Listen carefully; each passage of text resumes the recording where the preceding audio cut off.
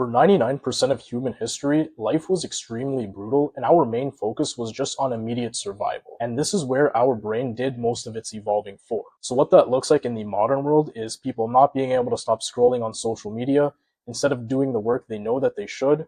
Or for you, this might be why you are scared to take a risk that you know could change your life for the better, but you're just scared about the judgment that other people could be giving you, or why you aren't fully consistent with the healthy lifestyle habits and instead you revert back to habits that you are fully aware hurt you, but you just can't seem to stop. All these things have been programmed into our brain for short-term decision making and survival, because that is the environment that most of human history has spanned across. So to reverse this and think logically about your decisions for a greater chance at success in your finances, your social life, your health, and really anything you care about, you have to learn about cognitive biases and their role in long-term decision making, and then analyze your own life to see where they apply to you and the people around you. In my last video, I broke down the following biases and where I've experienced them personally, not only to explain the bias, but to show you how you can actually take something away from this video and apply it to your own life, instead of just this being a random psychology video that you can find on YouTube. If you haven't seen the last one, I definitely suggest you watch it after this one if you find it useful, because today I'm going to be covering 5 new biases. So let's start with hyperbolic discounting, which is essentially where the closer a reward is to you in time, the more your brain will overvalue it, and the further away a reward is to you in time, the more your brain just doesn't care as much about it. And so just like the rest of the biases, this all really goes back to evolutionary psychology, where now we live in a world where we have refrigerators to store our food, we have bank accounts to hold our assets, and we have laws to protect us against harm. So we completely forget how brutal life used to be, where really nothing was promised to you, and it was often discipline that was the wrong choice. So for example, if your ancient self came across a lot of food, it would actually be dumb to be disciplined and, save it for the future instead of eating it now, because that food could easily spoil fast. Somebody stronger than you could just take your shit, or there was a number of things that could kill you tomorrow and you needed the energy for it now. And so we really had to develop high stress for short-term threats because we really only cared about immediate survival. That way we could make quick, less thoughtful decisions to just keep us alive, right? You didn't have time to think about, if you heard rustling in the bushes, you didn't always have time to think about what it could be. You just had to run, right? And that's why a lot of the time we develop a lot of anxiety, and why we have actually evolved for short-term acute stress to make us do stuff.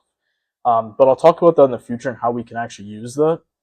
But really, for that 97% of human history where we had this immediate survival threat, we lived in what we call an immediate return environment. So, you felt hungry, you hunted and you ate, and that payoff was instant, and that stress was acute and short-lived.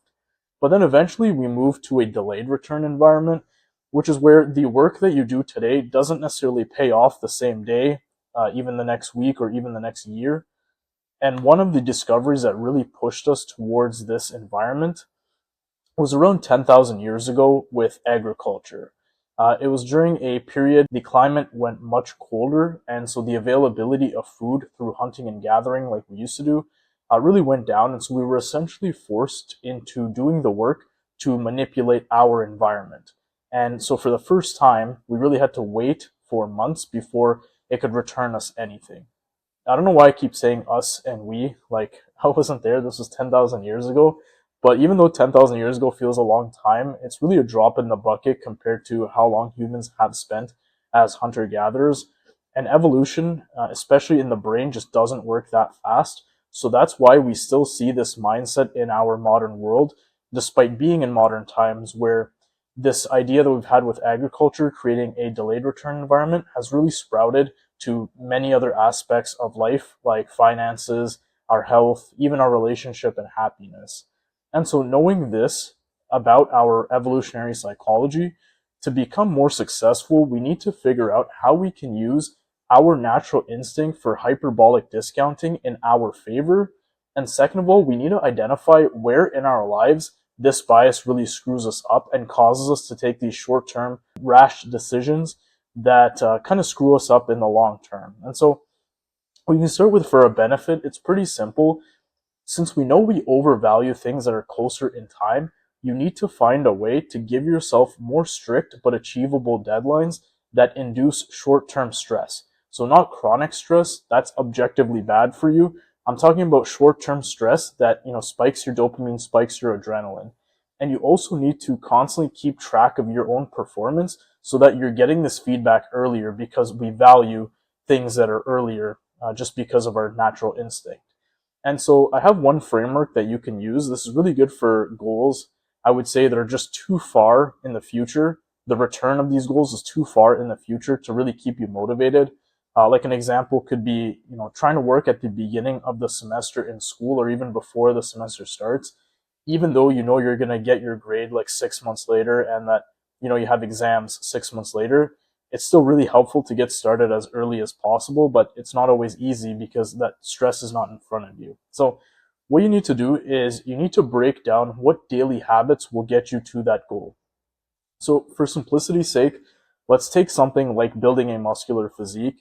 And without going in detail, I have other videos if you want to get into the actual details. Let's say you need to focus on three different things. You need to focus on your diet, working out, going to the gym, and sleep. So first, you have to make yourself a daily routine. We are creatures of habit. And so to make sure you actually stick to the habits, you need to be able to track those three things first, so that, you're inducing some sort of feedback mechanism. And so this gamifies it because the feedback that you are receiving is more immediate. Right? Rather than waiting till you've actually developed this physique, which is going to take a while, instead you can just log the days that you have, slept on time, that you've ate enough calories, and that you've actually hit your workouts, right? And then for further gamification, you give yourself rewards and punishments based on those earlier feedbacks that you've given yourself. So, if you finish one day each of sleep, diet, and exercise, and all of them went well, you can get a cheat meal, right? Eventually you change that to 3 days.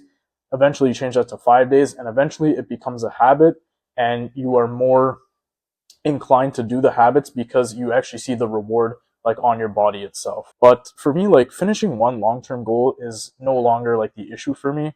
I have one long-term goal, my full-time engineering job. I'm trying to prove myself there, make an impact, get promotions. Then I have my second goal of working with my personal clients, which is after work, as a side gig. I have a third one, which is going to the gym. Then I have tons of others, like I got a meal prep. I have to manage my errands for myself, my family. I really want to keep up my social life. And so for me now, the real challenge is, can I add something on top of this? And for me, this is going to be, can I make some content, or can I at least work on content every day? Making videos is not just researching, it's also applying and documenting these findings in my life. And what I found is, for me, the daily habit that I need to do is that I just need to be consistent at the end of the day, because that's when I get the time where, I'm more susceptible to doing something like scrolling on social media, whereas I could easily replace that with just working, 1 hour before I need to go to sleep on coming up with a video idea or filming a video idea, something like that. And I'd say it's especially true with this goal, because this is something that's a little bit foreign to my daily routine. Like, and also putting yourself in front of the camera is a little bit comfortable, and kind of that pipeline from researching to scripting to filming to editing, it took way longer than I ever anticipated. And so it's kind of hard to see the payoff, in my opinion, of a video, especially if that video doesn't do well.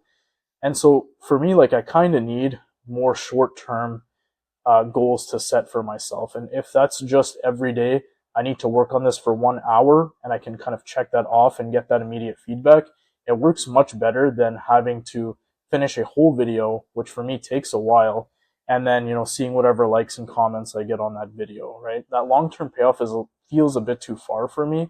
So I need something that brings it a little bit closer. And, even this, I'm not doing it purely for the payoff of whatever likes and comments I could get. It's just the fact that this is kind of new to me, and it's friction heavy because I have to put myself in front of a camera. And so that's why I use this reward and punishment framework for myself. So now let's look at how this bias can actually screw people over. So I think any long-term goal that doesn't have constant acute stress that kind of triggers inside of you, you will see most people fail it. One of the best examples I can think about is like saving and investing your money, because this is something that has been consistently shown to work, yet most people don't do it because it's boring, right? You're not getting much feedback until a few years of you constantly saving and investing. And essentially, what I'm talking about is index investing, where all you do is you take a set amount of money, every single week, and you just put it into one single index fund. There's not really much decision making there. It's kind of an automated thing, and so at the same time, it's very boring compared to a lot of other investments. And to me, like now that I've been doing this for a while, it kind of baffles me that most people don't do this, especially people that don't want to put much more effort into their finances because it requires zero effort. And especially if you start early, it really sets you up for life where you can actually start taking more risk later on. But that's the thing, you have to take that risk later on. And at the beginning, you're just going through the motions and you're doing the same repetitive thing. But when I think about it in the lens of hyperbolic discounting, it makes sense that people would rather spend their money on shiny objects like a new car, expensive clothes, or just straight up gamble the money instead on crypto, risky investments. Sports betting is a really big thing, just because those things offer immediate return. It might not be a good return, it might be a negative return, but they offer return, and that's what our brain values more. And so in order to avoid this trap, I think you have to give yourself fewer options. You have to have a better filter to say no to any new ideas that come to you when you already have a proven strategy that you need to essentially laser focus on, so that you actually give that strategy time to work. This could be a new career, this could be education, this could be a form of investing. But if you keep switching between things, you're never really going to get good at the thing that you think is going to get you the success that you want. And really chasing fast money and constantly switching is very dangerous, because once you get hooked onto the quick high that you get of making quick money but then losing it, like you keep getting those valleys and those peaks, going back to a proven long-term compounding strategy like the one that I was talking about, or even just something like starting your own business, which isn't always as flashy as it sounds, especially at the beginning, even if you know it works, it's going to feel very boring to you, and you are less likely to stick with it because you're used to constantly switching. I've made a video in the past of my experience dealing with this. If you want to check it out, but essentially, like I did risky investments at the beginning, lost a lot of money, and then when I needed to go to a more proven strategy, it was much harder for me to do that because I didn't have a filter on what I needed to say no to. So I was constantly on YouTube, like looking at different strategies, even though I know I shouldn't. I knew what could work, right? So it's kind of the thing. You need to have a better filter for what you bring into your circle of competence, and what you keep out of it. And also, you don't have to fight your biology here. If you just use the framework that I shared earlier, which is to kind of turn these simple things into game. You can treat saving money like a game. You can treat building your business like a competitive game, where you just have to figure out what feedback you need. So in this case, that could be like, if you hit 10,000 in your account, that's the goal. Or if you hit 50,000 in your account, that's the next goal. Those are all ways that you can essentially gamify things and still get those short-term wins to keep you involved. So this brings us to our second cognitive bias, the Dunning-Kruger effect, where somebody with limited knowledge or skill in a specific area vastly overestimates their own ability, versus somebody with a deep expertise in that same area tends to underestimate their own abilities. And so I think this has been made much worse with the internet. I'm incredibly grateful for the internet and social media. It's given us access to information, more information than ever before. Information is something that has honestly been gatekept through most of human history. And really, if you want to learn anything, chances are you can find a very good education or resources online for whatever you searched up. And so honestly, it has genuinely changed my life for that reason. Like when I was a frustrated, confused teenager, it's honestly the internet that has helped me make sense of the world around me when I didn't have really anybody to ask or talk to in my real life. When I was struggling to get in shape, it was YouTube that I turned to figure out fitness and calories and diet and exercise. When I was in school and I hit a wall with a complex topic and I really didn't have anybody to ask, it was something that I could go to the internet for.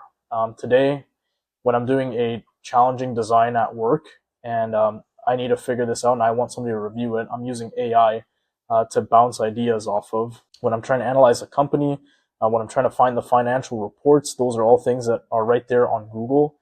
And so half the topics that I am passionate about today, I didn't even know existed. It was something that kind of came onto my feed And then it became something that, I went down the rabbit hole to research also on the internet. So what's nice about the internet is it allows you to get virtually any information about any topic, but it doesn't mean that you will really understand it well or truthfully, because the information is so easy to digest.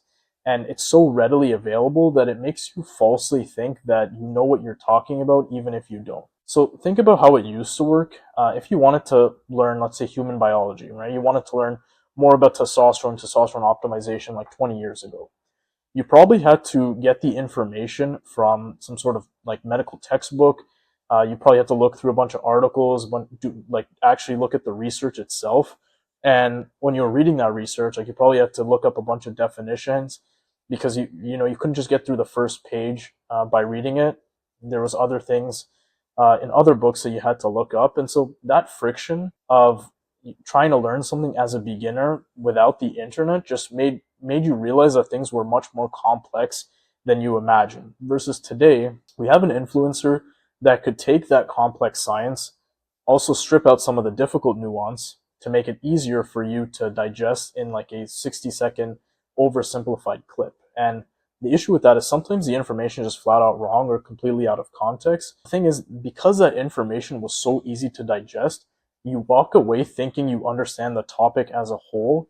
Even when I'm making things like YouTube shorts compared to these longer videos, I find myself having to remove a lot of nuance if I want to keep it under that time limit, which is why I like these longer videos, even if I get much less views, even if nobody watches them, to be honest, because I'm able to explain a topic in much more detail, and that also helps me know that I'm learning the topic in more detail, rather than just looking at the headline or whatever could be catchy to somebody who's scrolling, and I'm not getting the full context of the research and information that I want to look at. And so, one piece of advice that I do have for you when you are trying to learn something to go against this bias is, instead of having the mindset of just trying to memorize data or regurgitate whatever somebody taught you, instead, when you're trying to learn something, try and also have the mindset to teach it to somebody else. And if you can, just straight up try and teach it to other people. Because, put simply, if you cannot teach a topic in a simple way, you probably don't know it well enough. And this also means that, take those skills that you are learning and actually try and help people with it to solve real world problems. Because if your knowledge can actually produce an outcome that is, worthwhile, that is solving somebody's problem, that's what makes it useful. And that's how you know the topic, right? You won't get this imposter syndrome. And you also won't have this Dunning-Kruger effect where you think you know more than you actually do, because you've actually applied the knowledge that you have, and so you have a track record that, yes, I do know what I'm talking about. And when you don't test your knowledge, social media especially is very good at creating these echo chambers where people can pick up tiny snippets of information that they figure out from a YouTube video or from their algorithm. They can comment it on different posts, they can make posts about it themselves, and they can get a lot more likes for just parroting the same information.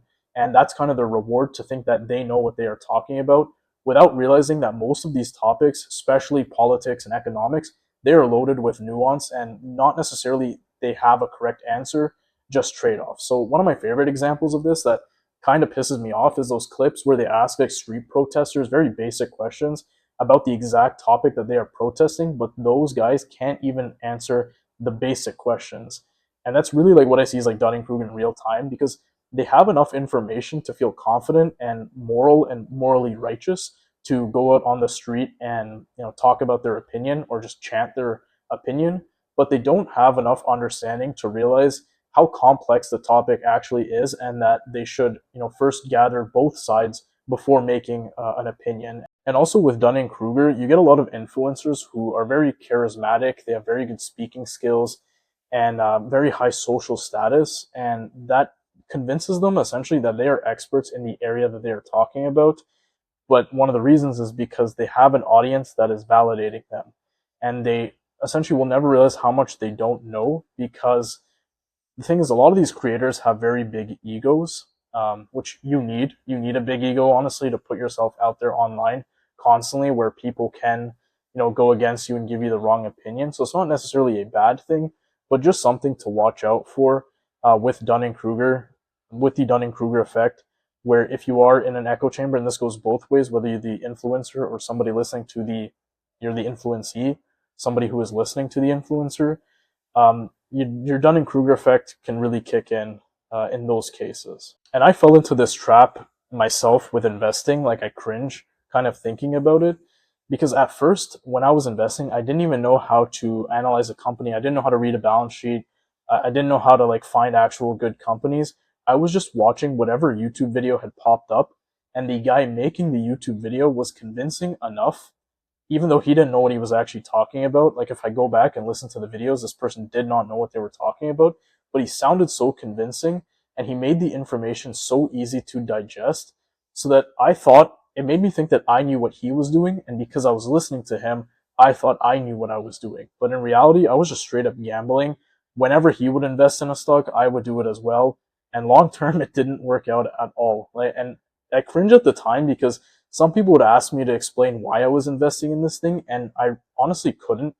I couldn't answer it. I would just say, "Oh, yo, just watch the video, and then you'll find out," right? And so I should have. There was a bunch of red flags there, and eventually, I got humbled. I made this video talking about this experience where I lost tens of thousands of dollars, but I'm very grateful for that, because that trauma, that pain, I think of it as the cost of tuition, because it forced me to realize that I really didn't know anything much about investing.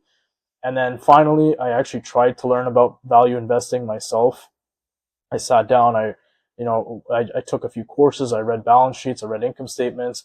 I learned how to do real deep dives into companies and like learn about their fundamentals and their background as well.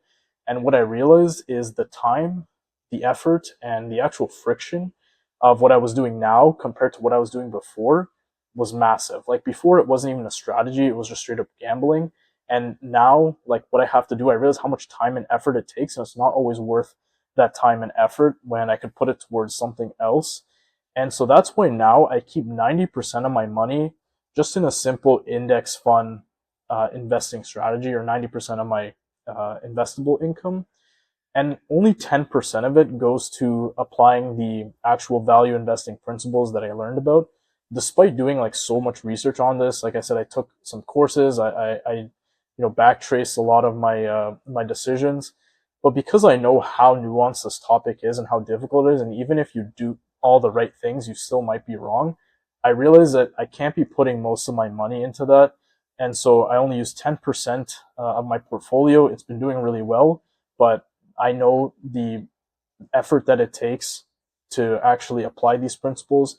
And so I keep it at a bit of a minimum, essentially. And on the flip side, if you're an analytical person, and despite what I said earlier, I'm definitely more cautious and analytical myself, you probably tend to overthink, and you probably spend a lot more time than you should stressing over how you could be wrong, rather than trying to back up what you already know. And so that overthinking will really trap a lot of people into just collecting information, continuing to keep getting information overload and keep researching without actually applying any of it. Because knowing everything about a topic without applying it ever is honestly pretty useless.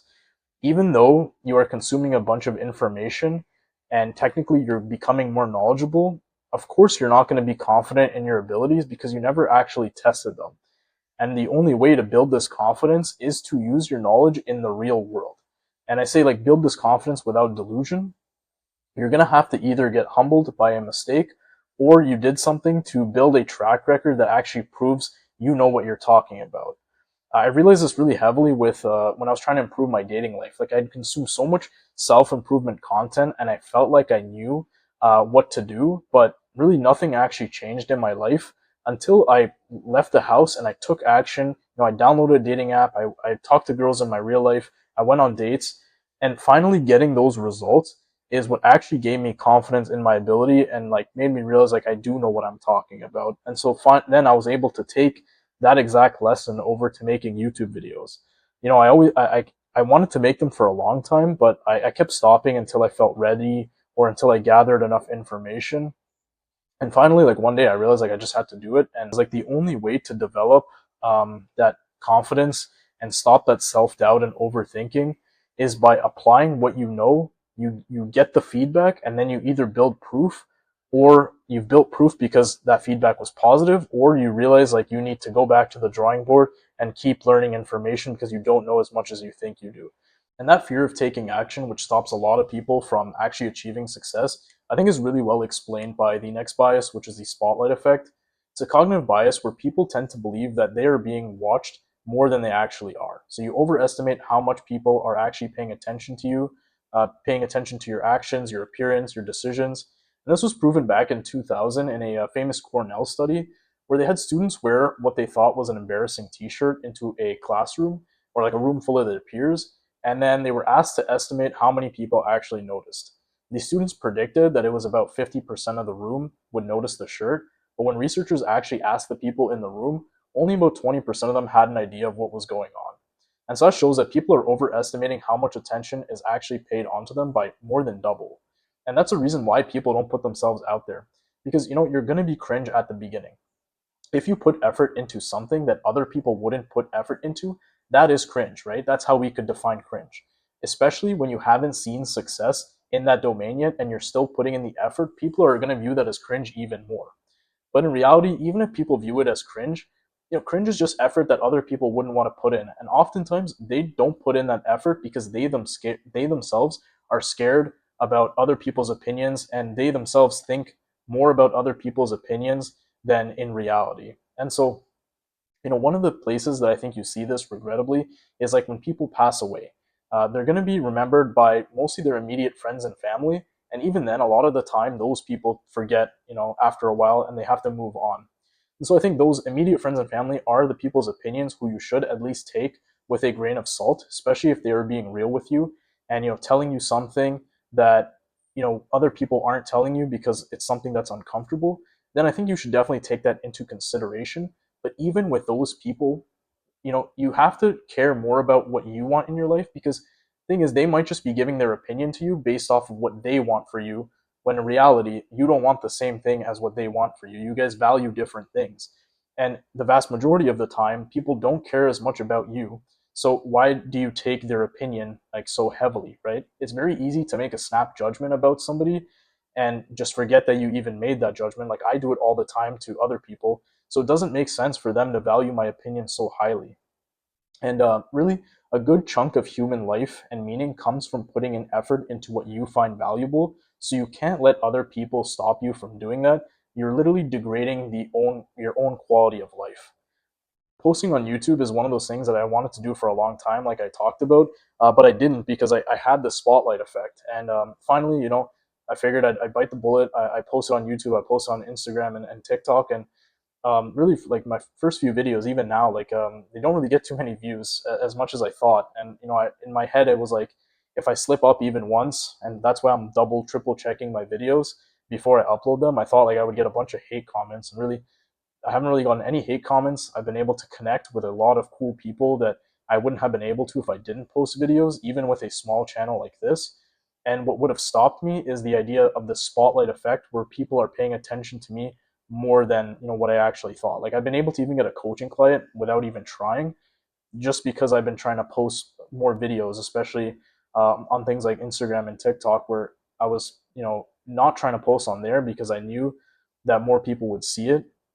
But again, not as many people as I thought, and the criticism hasn't really been there. It's been more positive than anything. And even if I was getting some criticism, at the end of the day, it's something that I want to do for myself, and I can't let other people's opinions, or what I think other people's opinions are, stop me from pursuing what I want. All right, so the next bias I want to talk about is the actor-observer bias. So this is a cognitive bias where we attribute our own failures and actions to external situations, but then other people's failures and actions, we attribute that to internal characters or abilities. So when you fail at something, your brain will blame the environment or blame the system.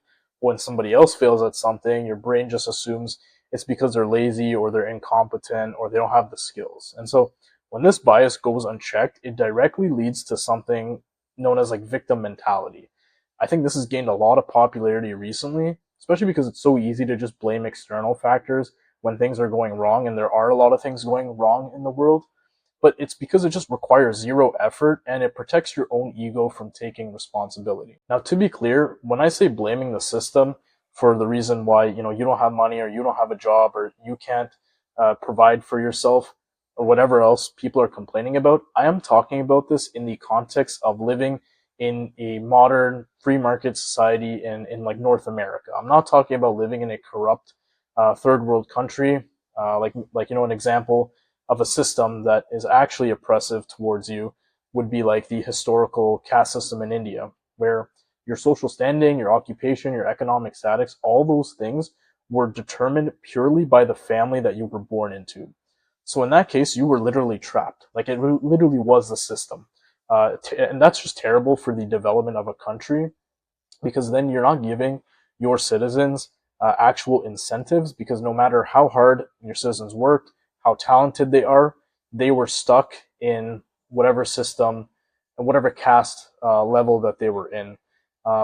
Versus on the contrary, if you were in the right caste and the right family, but you were incompetent, you also didn't have anything to worry about, because you weren't going to go lower. And so that being said, like I'm aware that even in the West, in North America, in free market societies, things are not completely equal. Things will obviously be harder for some people based on circumstance, and there are real issues like nepotism and personal biases from other people that deny people the opportunities that they should be getting. Like, I'm not denying any of that, but that is the easy thing to do. That's just like blaming other people, blaming the system when we have a way out is just the easier thing to do, and it's not serving you. That's the main thing I want to get at.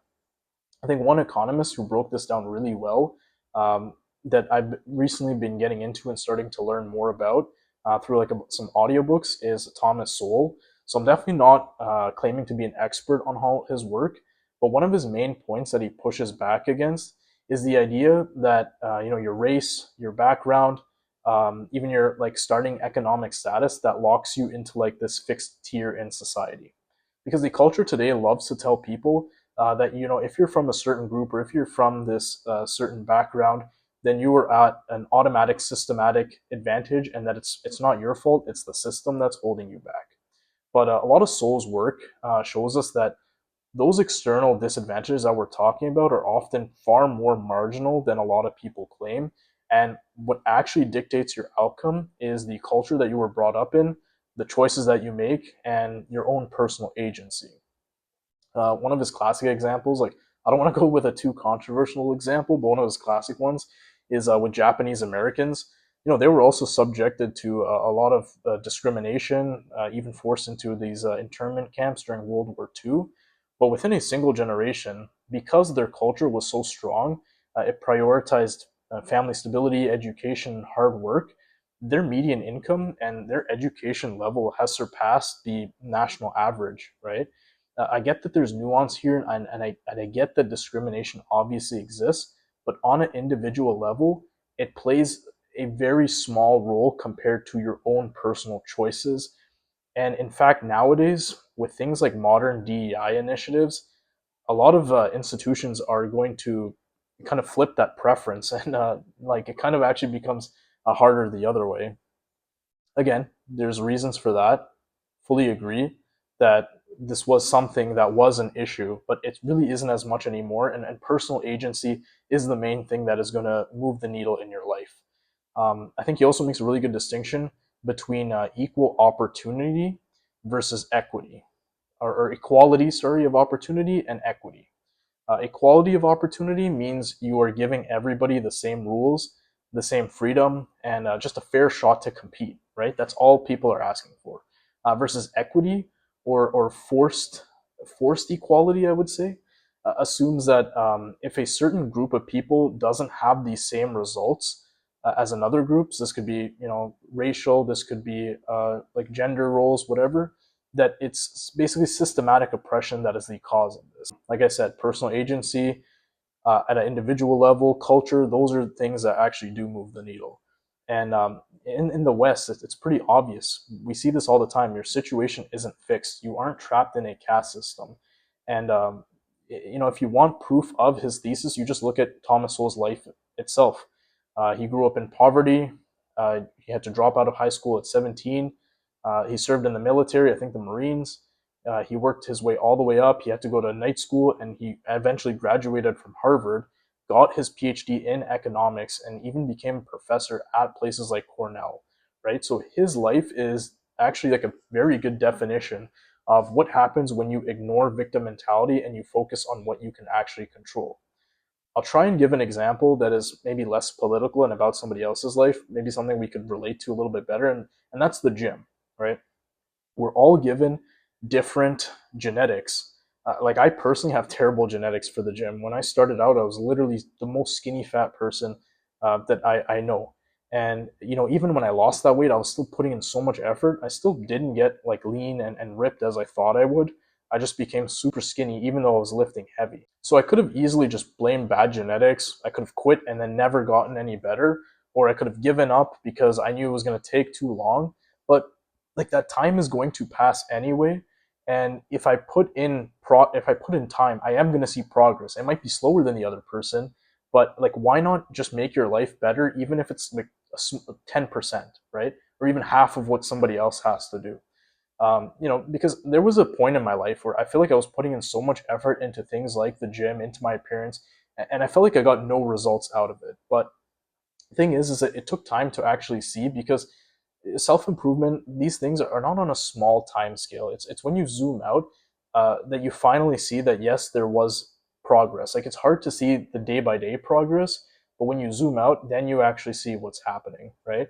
And you realize, like, you don't have to be at the mercy of the system or your genetics in this case. Like this is just a different example I'm giving, and at some point you just enjoy the process of making progress, and that's essentially what I want to get across. At the end of the day, you just have to put in that effort and maximize what you are given.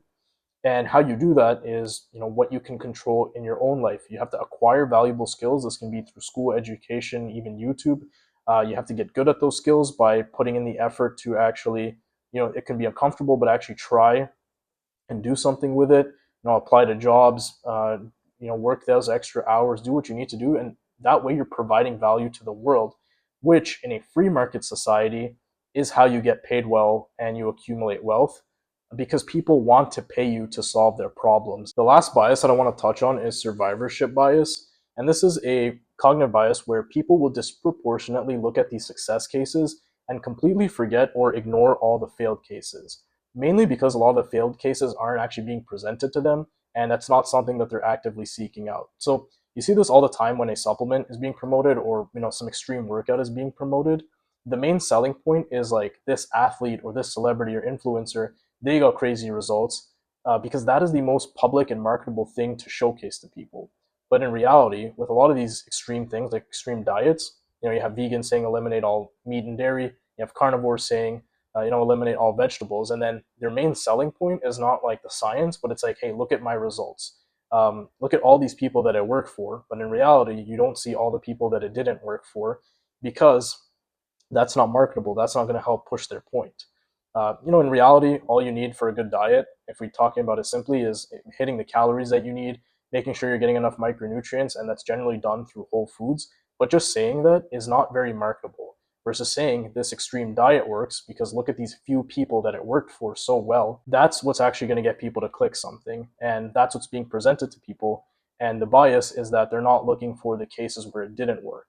And in reality, like a lot of the time, the thing that they're pushing isn't even the thing that got it to work. Like it could be some heavy supplement use or some good genetics, whatever, that prop up the results. That's just not being presented because those are like the survivors where it actually did work. Another place that you see this happen a lot is in the investing world and like finance YouTube, where you have in actual investing, like things work on power laws.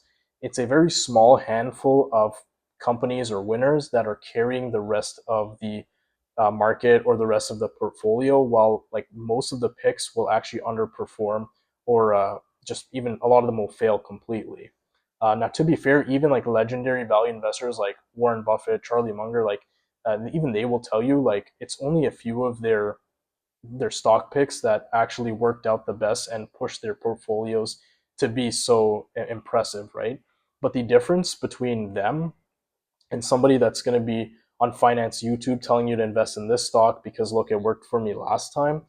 The difference is that those people will, like, the legendary investors, Warren Buffett, Charlie Munger, those guys will actually beat the market over like decades, right? Whereas a lot of finance YouTubers, they will underperform the market considerably. But then when you actually look at their YouTube video, and they're going to show their own portfolio, they're not going to show you that they did bad and that most of their picks didn't work out. Instead, the survivorship bias kicks in, because these creators will quietly sell off the stocks that failed or just stop talking about them, and then post screenshots showing the one or two stocks that did work for them and that do happen to be going up. And like they're gonna put make a really nice thumbnail to show, like, look, I know what I'm talking about, but they don't tell you about all the other mess ups that they had because they didn't do their proper due diligence. And this is why when you are doing research online, when you're trying to buy something, uh, especially that's being sold by somebody based off of testimonials, you need to really actively verify the people's claims and look at their full track record as opposed to just what they want you to see. You're seeing a bunch of other success cases with this, this crazy workout diet, and that's going to make you want to switch to that as opposed to doing what works but is just boring. That's like one of the big harmful parts about survivorship bias, especially for young men, is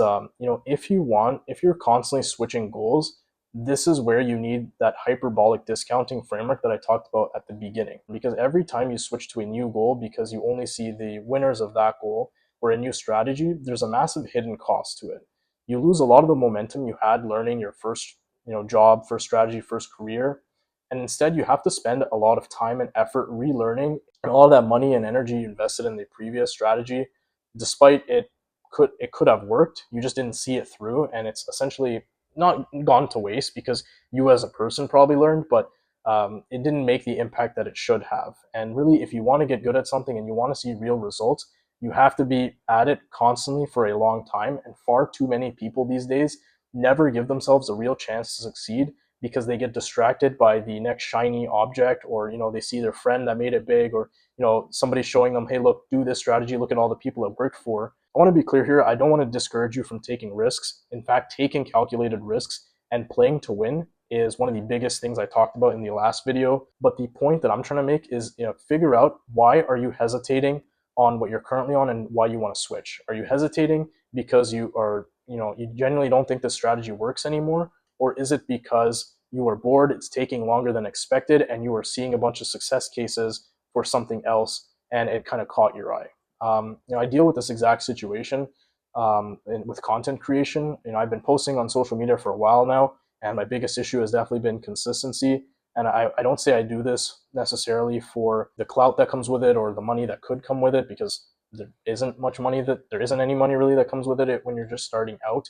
In fact, you're losing a lot of money. But I will say, like, it is a little disheartening when you see some survivorship bias where constantly being shown to your face is like influencers and people who are blowing up super fast on social media, when in reality, like, you're just seeing the people who it worked out for. There's tons of people who have put a lot of time into social media and nothing's come out of it. And like, knowing about survivorship bias definitely helps me stay more on track, because this YouTube channel is extremely important to me. It's helped me grow a lot, but at the same time, like, I have to be intentional about balancing it out with my other priorities, like my full-time engineering job and my other life responsibilities, and not just think that, oh, I've seen this YouTube thing work out for this YouTuber, because I've only seen the success cases. There's tons of cases where you kind of have to balance out um, what actually is working for you right now and what you want to work, right? But again, it's really helped me, like, not jump from trend to trend or not quit, knowing that there's a lot of good cases, but there's also a lot of times, like, it took people way longer than they expected at the beginning to blow up. And I've been really happy with this channel, just in the way for me to be able to get my thoughts out. Like, I've been able to learn about these cognitive biases and then present it and teach it to somebody through this video, and in turn it makes me a better person. But at the same time, like, I'm not gonna say, like, seeing success that other people get super fast isn't a little disheartening, but knowing about survivorship bias helps kind of keep that at bay. The outro for this will not be long. If you enjoyed this video and you haven't seen the last one, definitely suggest it. Subscribe for more, and make sure you check out, like, any of the shorts I make, because I'm a little bit more consistent on there since they're quicker to develop.